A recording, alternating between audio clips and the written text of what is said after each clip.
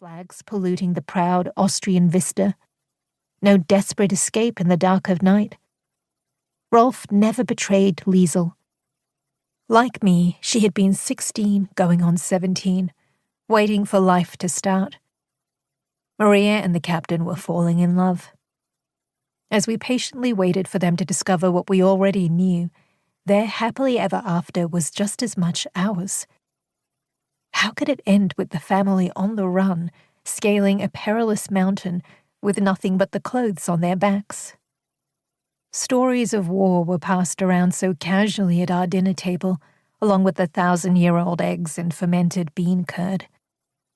The furtive whispers between my parents of buried gold and photographs left behind in the dead of night, as though someone was still listening in. This was the familiar, well-worn narrative of peasants and farmers caught in the crossfire of war.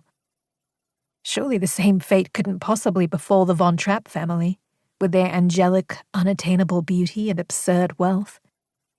How could the will of the outside world turn them out of the charmed lives they lived in their cavernous mansion, one grand enough to accommodate a ballroom that could easily swallow a block of flats like the ramshackle one where I lived? As I thought of all this, I felt myself tremble with the new and profound knowledge that everything could change in an instant, no matter who you were or how much you had. That luck or misfortune could strike at any given moment with the same cold indifference. I sensed something then that would take me years to put into words. "What's that tune you're humming?" Tin had asked, gently coaxing me from my reverie. Turning to nuzzle his neck, I said, "Something good from The Sound of Music. By the glass house, Maria sings it to the captain right after he confesses his love to her. I've always thought that's the way the movie should have ended. Why didn't the director just yell cut and be done with it?" "Because it's inauthentic? But it's meant to be fiction, isn't it? Not a documentary." "Maybe it's a mixture of both." "Do you think so? Aren't the best stories told that way?"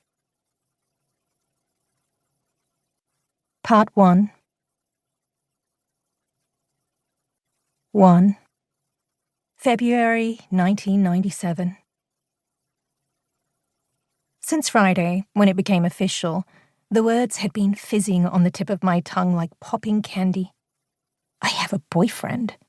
The notion, novel and extraordinary, surfaced unexpectedly at times, bursting to the forefront of my consciousness, or went in a loop that kept circling back. At times it ended in a question. I have a boyfriend? Swinging wildly between wonder and disbelief. Yet here he was, arm slung casually around my shoulder, walking me to school. Like it was the most ordinary thing in the world. As we continued in our shy, awkward shuffle, I'd never walked with a boy's arm around my shoulder before. We snuck looks at each other, trying our best not to smile. There was the occasional, "What?" and then one of us would laugh a little.